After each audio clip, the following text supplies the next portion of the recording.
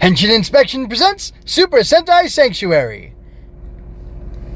This is MJ. I'm an author, I'm an artist, I'm an analyzer. Find all my work at mjmunoz.com. I will be discussing the downs, the ups, and the whats of Donbrothers 34, and I might just also ask myself the question, is Donbros a fake Sentai? Episode 34 of Donbrothers originally aired October 23rd, 2022. The writer is Toshiki Inoue. The director is Hiroyuki Kato. And the name of the episode was Natsumi Meets Me. Starting off with the downs, it's silly that they had to edit and use special effects for Torajiro to transform back into regular Jiro. His robe and makeup disappeared, and it was well done, but that seemed like a waste. What was the purpose of that scene anyway? Next thing, is the new mech's design wrong on purpose? I like that the show highlights the apparent design flaw of blocking off the vision of Saruhara and Tsuyoshi, but does that really matter? Do these other characters matter? Do these other characters matter, or are they just literally extensions of Taro to help flesh out his story and sell the toys? I don't know. That's why I'm asking. Moving on to the ups. Inu Brother is making salty comments at Kiji Brother, which makes sense given his perception that Natsumi is Miho, and that was in their first fight of the episode. The first battle against, what was he? The Odin guy. Anyway, next one. Tsubasa also was not involved with Taro getting healed, and I don't think he even knew that he was injured. So he was surprised by gold on Momotaro, and he asked, who's he? What's up with him being gold now? And someone was like, it's a long story, it's a whole thing, we're not going to go into it right now. And I think that level of realism is cool, and it makes the world and the characters feel more real. I love how consistently Tsuyoshi is written. He is always himself, and the things we have seen him do are all true to the deeply flawed person he is. I like Sonoi going back to normal, and it was interesting because, they had the whole gag where he and Taro didn't realize that they were acting exactly like each other, but of course they are, and anyway, I wonder if he's going to be different going forward, if he's going to act like his old self, or what he's going to be doing, and we'll find out in the next episode, hopefully. Well, we'll find out in 10 episodes. So, anyway, next thing is Haruka's aunt being the one to interrogate Tsubasa was really cool. I like that he's. I like the smarmy look, I don't know. She came into the room. She hasn't got a real presence, so she comes into the room super confident and projecting oh man, this guy's in trouble. So that was pretty cool for me to see. And after I made my notes, I thought about it, and I thought, is she gonna be like, oh, this guy's kind of cute? I might have to interrogate him a little longer, because she was really into those three hunky kidnappers from a few episodes back. So it's pretty funny. And then the last thing. Haruka and Sonoza carrying on about her manga is a delight. I love it. I love that they do that. It doesn't really make sense. I don't know why it's a thing in the show, but it is, and I really dig it. So, moving on to the whats.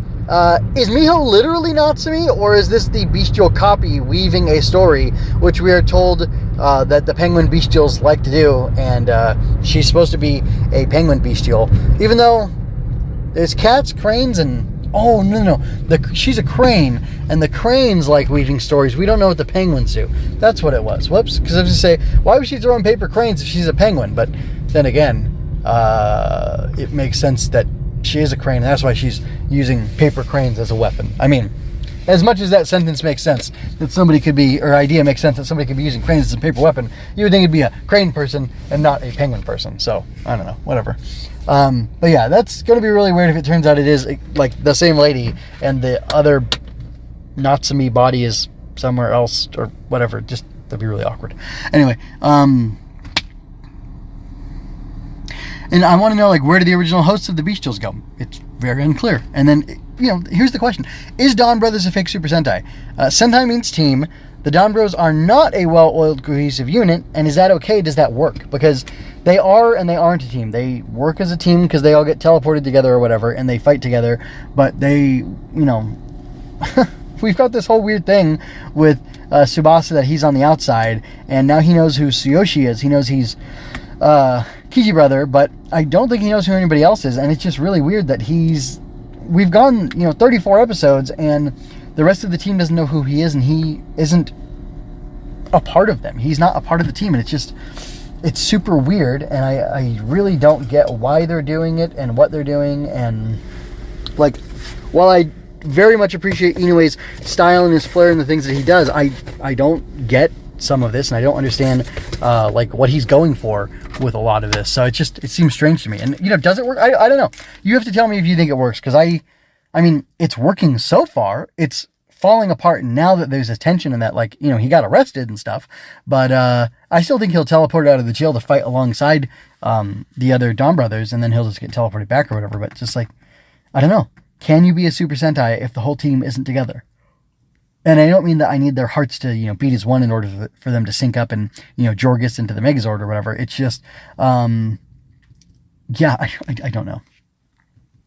Jogress, whatever. I don't know how to say it. DNA Digivolve, guys. Come on, that's what I'm talking about. Anyway, I'm going to go ahead and give this episode a score. I'm going to give it a 9 out of 10. So, following, I'm working over with, I'm contributing over at superherotie.me with Squall Charleston and a bunch of other people, and he kind of gave us a format for how he wants us to do the reviews, and I tried to do it for one other review, and I'm doing it for this, and I'm going to adopt it for a while just to see how I like it. So here we go, quick review. Hopefully it's short and to the point and you'll like it a lot. So Sonoi, this is how I'm justifying my score, and this is my review. Sonoi returned to normal. Miho or Natsumi ran off with Tsubasa, and Tsuyoshi got him arrested. Oh, and I forgot, or I guess Taro was dying or hurt or something, whatever. This show is wild. The interpersonal drama is rising, but the threat of the true enemy is still unclear to me. I love how slick Golden Taro is, and upgraded Sonoi is a great match for him. It seems the Bestials are the real threat, and perhaps the alliance between the Cerebrans and Donbrothers to eliminate them is where things are headed. This episode made no real forward progress except with the turns for Sonoi and Tsuyoshi, but it was still very entertaining. I am loving the personal drama, and I still hope there is a Miho and Natsumi separate from each other so everyone can be happy in the end. Yeah, there we go. And then lessons learned. This is for my Story Over Everything podcast that I'll be doing at the end of the week, telling you what I learned from the things that I watched, read, reviewed, whatever art I consumed, or whatever media I consumed. So here we go. Lessons learned from Donbrothers 34. There are 2 or 3 fights in every episode of a Super Sentai. Most of them are a blur. I remember Joe from Gokaiger and his friend turned enemy. It has been more than 10 years since Gokaiger ended, and I still remember that. I adore the side conflicts and personal bonds that characters share in Donbrothers. I think I'll remember Haruka and Sonaza talking about her slump as a manga author while they fight. I think I'll remember Taro and Sonoi sharing Odin. What is this that Inoue is doing? Whatever it is, I want to do that because it feels like a key to making something that will really stick with people.